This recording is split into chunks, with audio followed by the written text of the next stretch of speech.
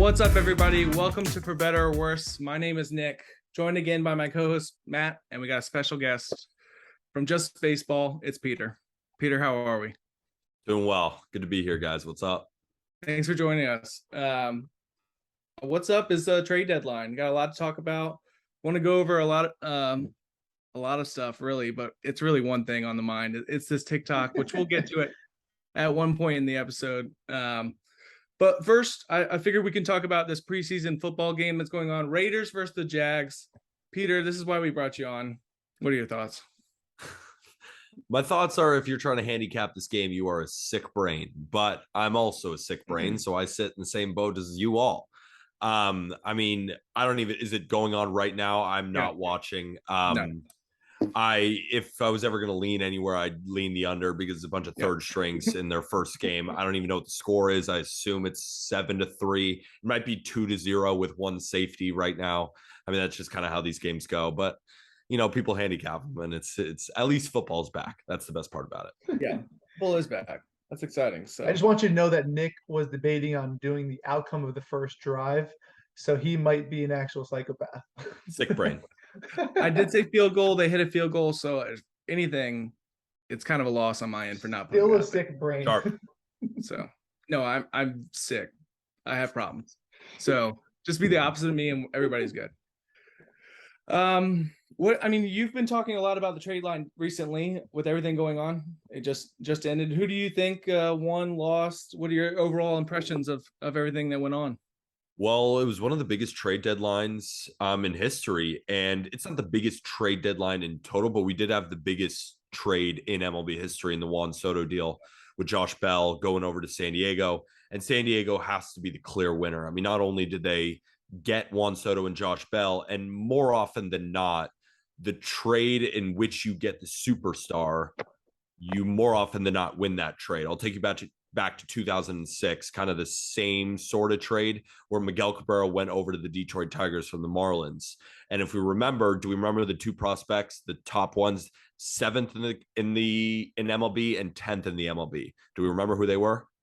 I do I not. feel like I was Stan. in middle school at the time. Cameron Maybin and Andrew Miller. Wow. Yeah. And then 4 others. So more often than not, Were those the two most common names?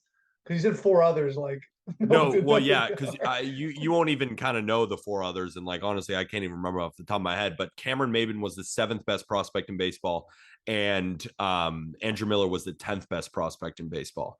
So it's kind of like if you traded C.J. Abrams and Jordan Walker, if you guys know your prospects in there. Yeah. So and then the Padres got Josh Hader, they got Brandon Drury. I mean, they just had a phenomenal deadline. The Yankees did very well. But the big losers were in Chicago. I think both of those teams. The White Sox traded Jake Diekman for Reese McGuire. That's it. They should have done way more, and they just stood pat. And then the Cubs had all the opportunity in a seller's market to give away Wilson Contreras, Ian Happ. They could have even talked Stroman. You know, they could have done a bunch of different things, and they really just traded a couple of relievers. So the big losers were in Chicago, and the winners were on the East Coast and the West Coast. So yeah, I have a thought. The Yankees, I couldn't decide if they were a winner or loser for me because I felt like they should have kept Montgomery. I know Montes was a great pickup for them, but I just think their pitching, like they got Montes, and I was like, okay, now they have the pitching. And then they traded Montgomery for Bader, and I just didn't know if I agreed with that move. I felt like they should have kept both pitchers because they're Severino, and they have some injuries on the pitching, starting pitching. They still did good. They still did well. They got rid of Joey Gallo, which you could have got a bag of chips for him and been fine. But I don't know your opinion on that. Do you think that was a decent move, or do you think they'll regret that? Yeah, let me throw this back at you real quick. Like when we're talking about the playoffs, right? You're probably gonna have your top 4 in the playoffs. Maybe who do you think would be in the Yankees rotation in the playoffs? Well, it's Cole, Montes, and then it's Nestor, yeah. And then probably Severino. But he's never healthy was my thing. That's the thing. So normally, like, and then they have Jameson Tyone as well. So what I think the Yankees were thinking was Monty is not going to get big playoff innings. And what Harrison Bader does bring is the best defender in center field, maybe in the American League. I mean, he's one of the best defensive players in all of baseball. The Yankees needed a guy like that in center field because Aaron Hicks is not playing well. No. They want to move Judge off of center field. Harrison Bader will come back ready for the playoffs, and I think they're gearing up for a playoff run, and they don't see Montgomery throwing in game 4 for them. I mean, it's funny. You see Yankee Twitter, Yankee fans freak out about Jordan Montgomery and how bad he's pitching. Then they trade him. And then now it's like, wait a minute, we love Jordan Montgomery. And then you go on the Cardinals side, and that's when you know it's a good trade for both sides, when both sides hate it. You go to Cardinals Twitter, you look at Cardinals fans, how do we give up Harrison Bader for this random lefty, Jordan Montgomery? It's kind of on both sides that we're dealing with. So I actually kind of give both teams But a the W in it. Cardinals got Quintana as well. So they got 2 pitchers. My only thing for the Yankees is what if Montes can't do well in the big market? And that's the gamble they made. But I don't like the Yankees at all. But I just feel like I think they should have they still should have tried to get Bader. I just don't know if they should have gave up one of their starters. Because say Severino gets hurt and someone else maybe gets hurt, it's tough. I don't know. They still have the bats to win any game.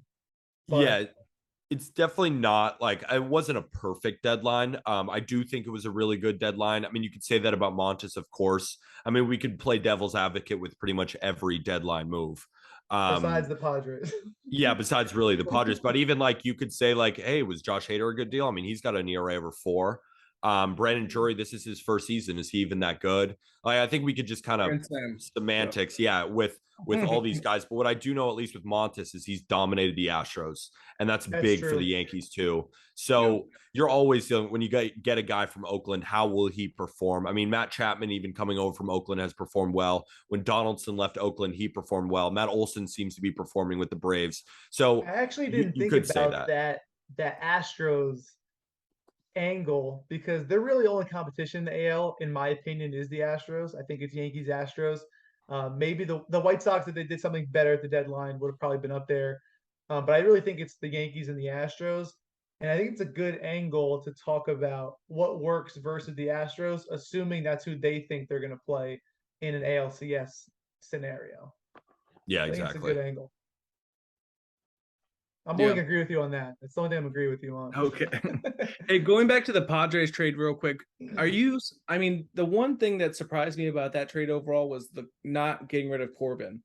I mean, I thought that was like the whole point was to get rid of his contract completely. And then not only that, but they got Josh Bell. Like, that's the part that shocked me. Overall, I just don't get it. I don't.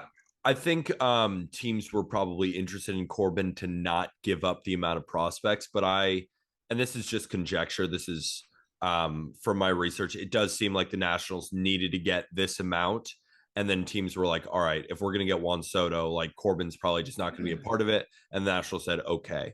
Because if they didn't get a good return and they threw Corbin in there, at the end of the day, you're trading the greatest trade asset in MLB history. You don't want to lower that return just to get rid of some Corbin salary when Corbin, you could say he's a really bad pitcher, but the Nationals just aren't that good of a team. They need a guy like Corbin right now, at least throwing innings for him. So I wasn't that surprised with that. I was more surprised with the Josh Bell and the fact that kind of got swept under the rug, because I think if you were ranking switch hitters right now, he's probably the second best in baseball besides Jose Ramirez. I mean, you could say Ketel Marte, you could say Brian Reynolds, you could say, Lindor, but really, I think Josh Bell, at least in terms of just a pure hitter, I know he's a rental, but that was a big get there by the Padres, and he's a guy's hitting over 300. I'm excited for the Padres. I mean, they loaded up, and now they're one of the best teams in baseball. Yeah,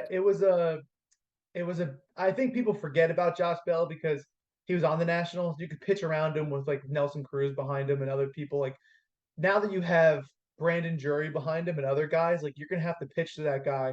And now he's almost reawakened his motivated self to where he's not just dying in Washington. He's now on a playoff World Series caliber team. And I think they're just going to be disgusting. Yeah, to that point, he was already motivated by a contract year, and now he's motivated by a contract year and winning. We're going to get a dangerous Josh Bell. Yeah, 100%. Yeah. Yeah.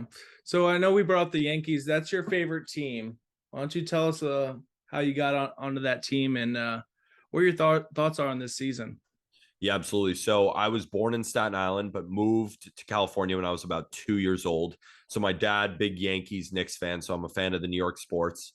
Um, and how they're doing this year, I think they're in the top 5 teams in baseball. I think the Dodgers are the number 1 team in baseball. I still think the Astros have the slight edge. Me too. I would probably go Yankees, Mets, Braves, Padres in that next cluster of teams. They have a shot to win it. I still do think that it's going to be Game 7 of the ALCS, and it's going to be Verlander versus Cole, and we're going to see who's the better team. And right now, I still lean the Astros, but the Yankees are right there. Aaron Judge, I'm sitting on a plus 1,800 MVP ticket for him, which is doing very nicely. But we'll still see with, of course, Shohei, who still could win it as well. Yeah. But overall, like the Yankees, the pitching depth we were able to interview Nestor Cortez Jr. on my podcast, the Just Baseball show earlier this year. I saw And that. he's just a phenomenal dude too. And just to hear him kind of talk about his journey, picking up pitches, picking up the cutter from CC, guys like that, Tanaka, all this to make him what he is today. Incredible story, and just to see it all come to fruition is incredible, because this is really, I'm 24 years old. This is probably the best Yankee team I've seen since 2009, and I think they're better than the team in 2009. But at the same time, the Dodgers and the Astros might be better than any of those teams back then. So it's just a tough league right now. There's a lot of competition. It's going to be fun until the end. Look at you, realistic Yankees fan. That's realistic. You don't see that every day. It is You don't. hard. It is hard. I will. It's because he lived in California his whole life. If he lived in New York his whole life, Oh, no way. I don't know. I Thank also your did dad. work. Thank your dad. I also did work for the Yankees for 2 seasons, and I went to Syracuse University, so I've been around the team for a while, Okay. and but I cover the whole league, like I said, on my podcast, on my website and stuff. So, letting my bias get in the way is only going to ruin my credibility. 100%. I think you're spot on though. I think the tiers are Dodgers, Astros, if you want to say like a 1A, 1B tier. And I think the second tier is Yankees, Mets, Braves, Padres. And that might be the cutoff. Maybe you can add another team in there, but I really don't think any team from either central makes it. And that's probably the next tier below. So I think you're spot on. As a Yankees fan, I don't think you're biased. So All right, let's get to it, guys. The reason we brought you on is because Matt had just I the thought we worst. talked about preseason football already. Yeah, Matt had a little take on TikTok that got a little bit of attention, which is kind of what you want on TikTok. So it wasn't a bad thing, of course. But he was just wrong. Made me look bad. It's just you do that well yourself. I don't need to add on. I know I don't need your help. That's all I'm saying. I don't need your help. So Matt, we're gonna pause for a second. It's gonna play the video right now. I'm gonna say something that might get a lot of hate. I don't think Ohtani's pitching should count towards his MVP. I get it; he's the most valuable player, but as long as he's playing in the league and is an average pitcher, an average hitter, he's gonna be the most valuable player because he literally allows you to get another roster spot. He pitches for you and hits, especially with the DH option being universal, and he was in the AL anyway. It's not fair to anyone else, and I get it. He's just that good, but like it's almost stupid because you can make the argument for him every single year. So Matt, why don't you explain what you were trying to say? Because the video did cut it out a little bit, and then we'll get right into it after that. I will say I brought my bat just in case I need more Okay. defense. But no, I'm just kidding. But no, I said a take. A lot of people got riled up. He did steal that painting from my room. I had that Shohei painting in my background. He stole it before the episode, just so you guys know. But no, I said I don't think Shohei's pitching stats, which you guys just saw in the video, should count towards his MVP. And that was basically on a bigger take of I don't think pitchers should win MVP as a whole in general, because the majority of the time they only pitch 30, 35 games max, whereas another guy can play 155 games. And it just feels like it's two completely different things for me. That's just my angle. I think pitchers can be just as valuable, but I think it's almost like a separate game in itself. And I remember some pitchers winning that I didn't agree with, like Kershaw, I think won in 2014, I think that was the year. You correct me if I'm wrong, people. And then Verlander won one in like the early 2010s, I think like 11 or 12, which I didn't agree with either. I think Shohei is just kind of making this more obvious because he's so good. And the one thing I didn't agree with that people thought I said he was bad, I think he's the best player in the league right now. I said all he has to do, in my opinion, is be average. And in my opinion, he's the most MVP because he takes away a roster spot for your pitching. He's going to pitch for you and hit for you. And if he bats a certain number and hits him out of home runs, and his ERA is like a sub 4.5, like I don't see how he's not the most valuable player.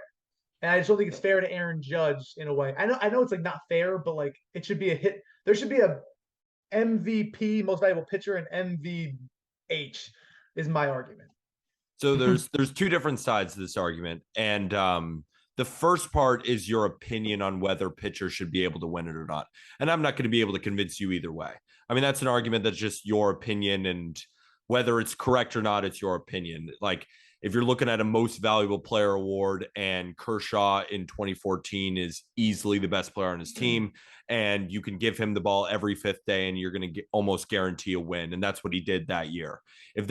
If you don't find that most valuable, if we're looking at the rest of the league, how the hitters compared to, if like day in and day out, like every fifth day, they were guaranteeing a win, if they weren't doing that, I don't know. So that's one side of the argument. The other side of the argument is where I was trying to understand where you were coming from, but I didn't, was when you said that if Shohei is average on both sides, he's automatically going to win the MVP. I just plainly disagree with that. And the reason being is that Aaron Judge right now is the MVP front runner, while Shohei is top 5 in Cy Young and is one of the top 20 hitters in Major League Baseball. So to your point, if he had a 4 ERA and he was an average hitter, he's not winning the MVP. I mean, he's not even winning it last year if Vladdy had that type of year. But I think, in my opinion, he would be, because he pitched for you every fifth day and still produced at a all-star level. Like, to me, it's just at what do you value that? Because if you want to do the most valuable player, he's going to win it every time. In my opinion, he should have won it last year, because, and that would suck for Vlad, but at the end of the day, he can't pitch either. It's a tough. He's like changing my argument, like the Steph Curry thing for basketball. I feel like it's just like changing the game. So I have a question for you. Let's use a guy with a 4 ERA right now. Let's say we combined. We're just talking about Jordan Montgomery. Let's say we combine Jordan Montgomery with an average hitter. Who's an average hitter that we can use? Let's say Harrison Bader. Let's just say Harrison Bader and Jordan Montgomery together. No, because Harrison Bader is around a 100 WRC plus. He's around an average hitter. Just that's how he rates. They got traded for each other. So if we combine those players, would you rather have that player than Aaron Judge? I think so.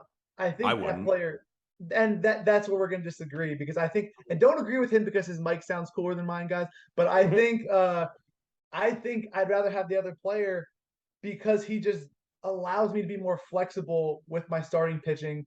Like, and especially come a playoff series, like if I know he's going to be one of my top 3 in a playoff series, it's a different argument as well, because that's a huge part. And I know playoffs aren't regular season MVP awards, but to me, I'd rather have a guy who can hit like Harrison Bader and pitch in my top 3, or maybe the 4th spot of the playoffs for my rotation. But the numbers, I guess, would just tell you that you're incorrect. Like the numbers would say, like if we're looking at WAR totals and we're looking at, production and what they bring to the table, like that just wouldn't be it. Would you look at his, like, here's my thing. I'm trying to think of a scenario. I'm trying to think. Okay, even like Aaron Judge this season right now, right? Would you take last year's Vladimir Guerrero over the Harrison Bader Jordan Montgomery hybrid? Yeah. Like, I don't think so. I think the Aaron Judge you might take, because Aaron Judge is having that monster of a season. I mean, Vladdy had 48 home runs, hit 320. Like, he was an otherworldly type hitter at the plate who provided a ton of value at the plate. And also, I'm talking about Harrison Bader. Like, I'm not talking about adding his defense into it because Shohei DHs. That's a fair point, but I think I think I think I should use a different name than Harrison Bader because some Sure. people may not know. But I think Let's use a more like I'm just trying to think of an average hitter that a lot of people would know. I mean, who maybe either way, it wouldn't matter. I guess I'm on my island in my opinion where I would take that player because it allows me to only worry about 3 or 4 more starting pitchers, and I could focus then more of my team on the hitters. If we're talking about a most well, what do you valuable, mean by focus your team on the hitters? Because you're going to need to field 25 regardless. but you can like if I know he's pitching in that like we'll use a trade deadline for example. So you get one more bench bat and then this combination of Montgomery and Bader, for example. I think yeah, or you get if he's gonna you could then use a defensive outfielder if he's gonna DH that you can focus on instead of getting another starting pitcher. Like I just think as a general manager, it gives you more flexibility with what your team needs. If I have that guy on my team, that's kind of my. I understand that, but then the argument for MVP, I'm just telling you, if he was a 4 ERA guy who was an average hitter, he's not going to win the MVP. Like if that's just straight It away, might have maybe been you a might think stretch he to say should, a 4 but ERA, but if he has like a 3, like it's almost tough. It's almost like you need to find what number makes sense for it to get over the hump.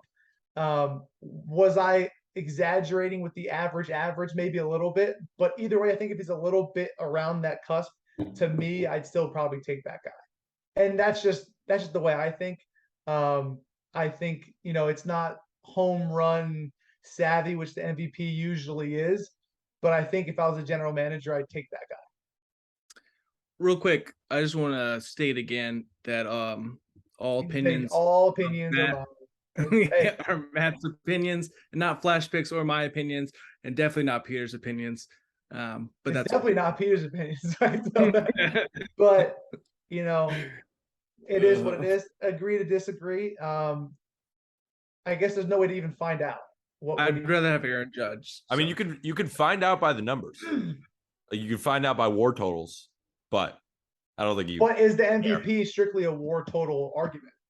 It a lot, the WAR totals, like you're going to look at it and it's, a lot of it's going to be there. A lot of it's going to be WRC plus. But a lot of times the guy who leads that doesn't necessarily always win. Sometimes it's home run, it's like effect on the game. There's other weird factors in MVP, which I normally. I mean, the effect on the game is like the WAR totals. Like that's your defensive metrics combined with your offensive metrics. And WRC plus is. I'll give you this. Do you think? Let's go to 2011 because I think the Kershaw year he made him more deserved because the competition was there. You had Verlander. I think he was 24-5, and I think his ERA was like a 2.4.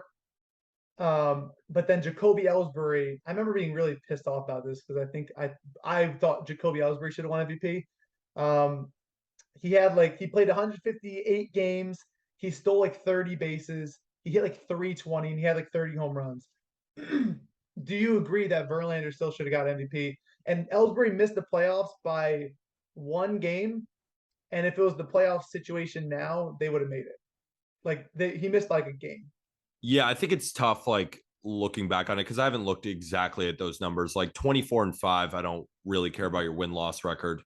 Like depending on an ERA versus that, yeah, I mean it's arguing versus like a pitcher versus a hitter to like create the should a pitcher win the MVP argument. And I feel like it's just like semantics. Like it should Jacoby Ellsbury versus Justin Verlander. If Jacoby Ellsbury should have won, does that mean like pitchers shouldn't win? Like maybe. I don't know. Like maybe he should have won, but I'd have to go back and look at the numbers and see truly like who I thought had the better season. I just feel like they don't really include like for Shohei, they don't really include his pitching stats that much. Because every time I see like the comparisons, it's always more focused on the hitting, which makes sense for me. But like if you were to count it, I feel like right now, okay, I'll say this right now. Who do you think is MVP right now? Right now, top 5 Cy Young, top 5 hitter, like you said. No, he's not a top 5 hitter. I wouldn't say. I would say probably top 20. He's probably top 20 hitter. Yeah, probably top 20. I would say because Aaron Judge right now is the best hitter in baseball. Yes. And if you're looking at WAR totals, like Aaron Judge is ahead of him, which is actually kind of interesting. He's provided more value in that metric. And because also something that we don't talk about too is defense, because Aaron Judge has played really good defensive outfield. And that's, a third aspect of the game. It's pitching, defense, and offense. And Yeah. Aaron Judge does too, and Shohei does too. Just happens that Shohei is one of the best pitchers and Aaron Judge is one of the best defensive right fielders. It's also who's been the best player versus who should win the MVP, because the MVP, to your point, also doesn't always go to the best player. It's also narrative based. That's what like I was with saying. the Yankees, they're the best team in the American League based on record. Aaron Judge has been the leader, so Aaron Judge will probably win the MVP. I think that was where I didn't understand your argument, because you said if he is an average pitcher, and I wasn't even thinking that you said he was, but I was thinking that if he was an average pitcher and an average hitter, that he would win the MVP every year. I was just thinking, no, he wouldn't, because he's doing way better than that now. And Aaron Judge is still the front runner, even by the Vegas odds. Which I think Ohtani in this scenario should be MVP, but Aaron Judge is the clear better hitter. Like it's clear he's the best hitter on the planet right now. But like, again, this isn't the average argument. This is the right now. I think Ohtani should win because he's top 20. And like, I think the pitching counts a little more on the weight of the MVP than the defense. I feel like it's just I'm in the boat load. where if Shohei continues to doing what he's doing, I don't really care about his team. Like, he should be at least MVP or second to Aaron Judge right now, regardless of what team he's on, because he is that amazing. Like, I think a lot of people, and maybe you're not even doing this, but trying to take down what we're seeing when we've never seen this before. No, he's the best. Like, I'm just in the boat where I'm just sitting back and in awe of something I've never seen in Major League Baseball history, and we may never see again. It's never going to see it again. Unicorn. And there's also a reason that not a lot of people can do it. Like, to your point about an average hitter and an average pitcher, we've seen those guys try and come through. Remember, Michael Lorenzen has said that he wants to hit. Even a guy like Brendan McKay, if you remember him, who was really good at Louisville. He's a lefty pitcher for the Rays, and they were like, just pitch. Like, he probably could have been an average hitter, but they didn't find enough value in that to be an average pitcher and an average hitter. They'd rather you be really, really good at one. And the greatness of Shohei is that he's really, really good at both, which we may never see again. We haven't seen since Babe Ruth, and Babe Ruth switched to just being a hitter too, because it's really, really hard to do both. I don't think we're going to see it again because the game progresses, and Babe Ruth wouldn't be. I don't think he'd be able to do both now, just because of the way the game has progressed. And he did 1919. Yeah, so I mean, I'm in the boat of like, since the game is progressing more and more, it's going to become increasingly harder to do that because people are getting so good at one thing just to make it to the majors that he may have to throw 102 the next guy and like have a ridiculous. I don't know. It's almost you're never going to see, because a lot of guys and people growing up playing baseball, your best player is always your pitcher and he hits well until you hit a certain level of baseball. And then it's just, you either got to pick a side. And we're never going to see it as players just keep getting better and better and better and better. I don't even know. I mean, with how talented players are, like Shohei came as the game is progressing too. Like, we have no idea what's coming. I mean, there's some guys in the minor leagues right now. Like, you seen O'Neal Cruz? Yeah. Like, he is a freak show. I mean, whether he produces like the most talented player ever, he looks like one of the most talented. When he can run like the wind, he's 6'7", he hits the ball 120 miles an hour. He hits the ball as hard as Stanton does. He's got an arm that looks like a shot out of a cannon. I mean, just across the board. And there's another guy who I was at the Futures game in LA, Ellie De La Cruz in the Red system. He looks like an even better version of O'Neal Cruz. Freak athlete, freak-ish player. There may be more of these to come. And that's why our game is getting so excited, because more athletes are coming in, and these athletes are incredible. It's just almost hard, though, from a pitcher's perspective, because they throw so much junk. And, like, I don't know how – and baseball season's so long. Like, I don't understand how he can handle the physical toll of pitching. And then I know he doesn't field, but, like, even just getting up and being focused at the plate and hitting and then throwing 100 miles an hour and then your shoulder being – I just don't understand. So – I don't think we'll see one, but you never know. Do you think that your team's record should hurt your MVP chances? Like, if I was voting for MVP, I wouldn't really care, but that's not the reality of the situation. The reality is that it is a narrative-based award, whether we like it or not. But me personally, no, I would give it to who I think was the best overall player in baseball. Like, I think people use the term most valuable as in using valuable if you're winning, but I think the best player should be MVP regardless of their team, especially in a sport like baseball. It's Yeah, it's different more from basketball individual where there's based. 5 players. Like we've seen Mike Trout win MVPs and the Angels haven't made the playoffs. Like same thing here. Baseball is so individual. So I always say give it to the overall best player in baseball or Yeah, in their league, of it's course. not like basketball where you can just like draw 2 defenders and pass to someone and get an assist. Like you can't use anybody else on the field. Yeah. So it's Like almost you only get 4 impossible. at bats, or if you're a pitcher, you only pitch once every 5th day. I think it's harder though when you're on a worse team because they can pitch around you. Like Soto now becomes so much more dangerous because they're not just gonna walk. They're gonna try not to walk him every time. He has one of the best eyes I've ever seen at the plate, one of the best visions I've ever seen. But like it's almost more impressive to me when people on worse teams just still produce at the numbers that they produce. Yeah. Absolutely. Yeah. Hey guys, I'm back. Sorry, I let you guys do your thing. No worries. Obviously, Peter made some great points, and Matt was there too. So, yeah. No, I but want my Shohei painting back. one thing I wanted to bring up is you guys were just rolling, so I just let it happen, zoned off.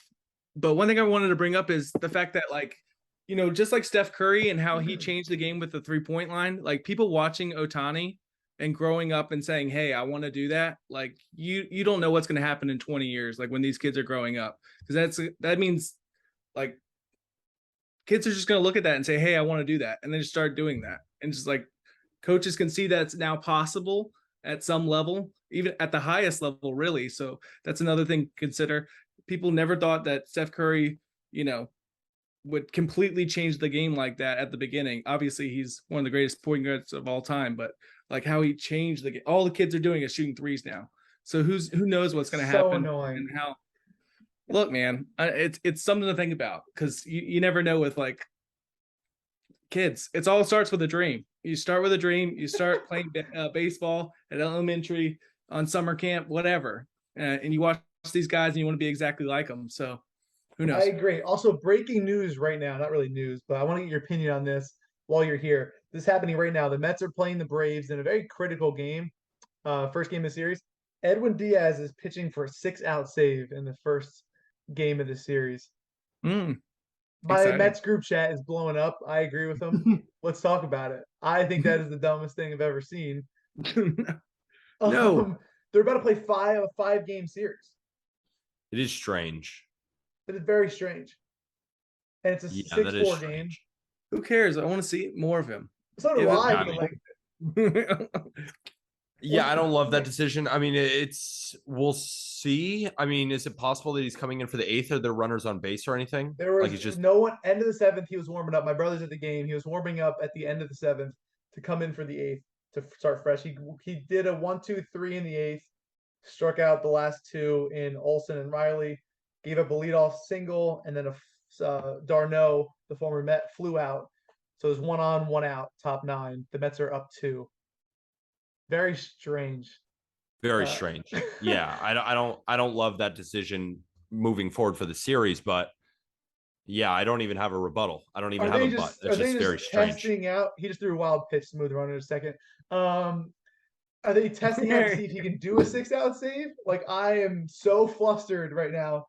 I could tell. It could be that. It could be that. Come playoff time, they want to see how long he can go. I mean, he's the best reliever in baseball. I mean, Josh Hader's done it.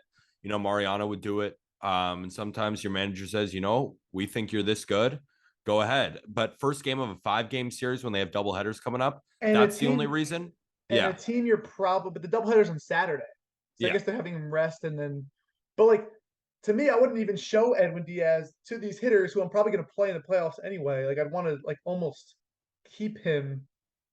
But they've seen him before, right? They've seen him this season. They see him, but I would keep him as quiet as possible. So people, it's just, I don't understand it. Yeah, it's a weird decision. If they blow this save, I want this on video and then show. But we'll see. Sorry for chiming in. It's perfectly fine. Peter, do you want to talk about some of these games? I'd hate to put out some of this information early, and it's just no lines out right now on my end. Any thoughts? I mean, I only see three games that I have right now, at least as of right now, that are even posted, two pitchers. Bumgardner versus German Marquez. Thoughts on that? Yeah, I mean, Rockies are on the road against a lefty. Rockies aren't a bad dog pick. Yeah.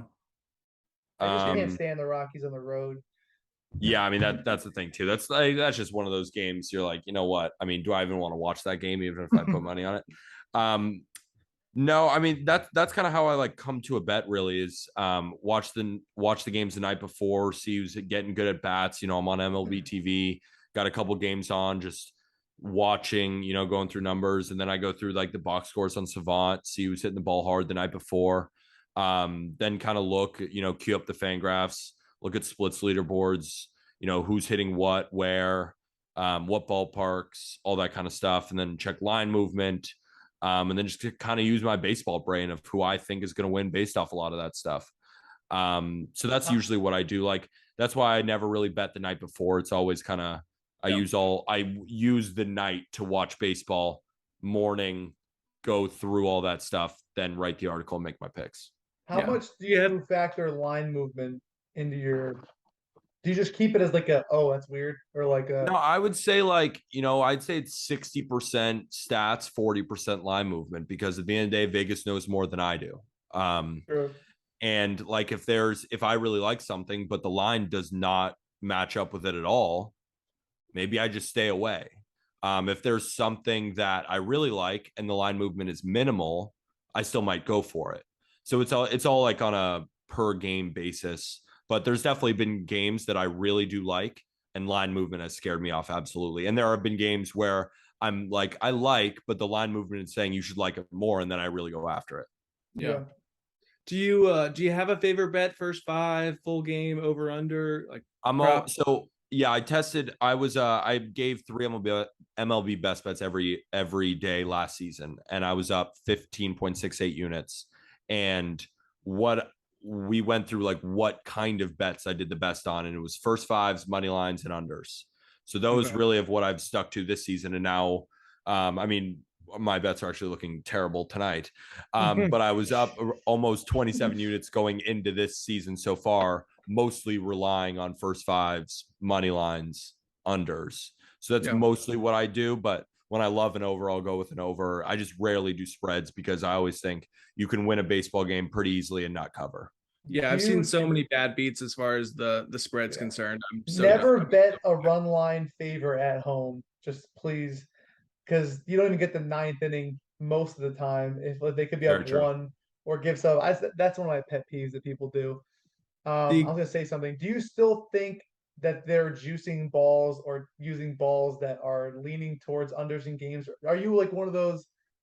Because I sometimes am like one of those baseball MLB conspiracy theorists, where it's not like crazy that like sometimes I think Trevor Bauer alluded to this before he was, we don't talk about that, but he said, like it was coincidence. I think Chris Bassett said it, and I think Alonso might have said it too, about how like whenever the off season comes, where there's a lot of pitchers in the market or hitters, they kind of conform to certain balls that just feel different. Definitely. I mean, it's not even my opinion. I think it's the pitcher's opinion. Like they're out in front saying the Manfred's messing with the baseballs. And I think it's interesting that in a lot of highly televised games, the balls seem to be bouncing. Yeah. I think it's almost like right in front of our faces. But you can't prove it. It's like one of those things. But like if they're saying it, I mean, they own the company, so they can do whatever they want. Like they just So that's do you think that there's ever a time where they fix a game? No. Or try to?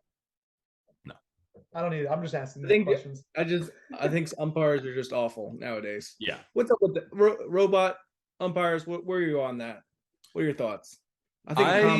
I'm fine with robot umpires if they get it 100% perfect. Like there's no calls in New York. There's no, but there's going to be, because I would love, a standardized strike zone. Hitters know exactly the zone, because I think then it would help hitters out, and anything to help hitters out helps out the game. Pro baseball. Yeah. Like the umpire's calling a ball off the plate. I mean, a hitter can't even get to it, and it's a strike. It's impossible. The guy's throwing 97. I mean, with movement, like I it's think one of the guys who awesome. struggles with the strike zone right now is Aaron Judge because people throw at his knees, which is towards a normal guy's knees, but it's at his shins when it's a Aaron Judge at the plate, and he's just like, I think Aaron Boone's got ejected 6 times off that call alone. Oh yeah, probably more. I mean, he's one of the most ejected managers in baseball based off that call alone. But he goes, he tails his guys. Like that's, savages in the box, all that kind of stuff. I lost so many total bases props earlier in the season where I just stopped betting Aaron Judge because I would see balls being thrown and just him getting called strike threes below the knees, and I lost it. I almost Venmoed Aaron Boone for speaking up for me. Like it was just like one of those things. I was just tired of it.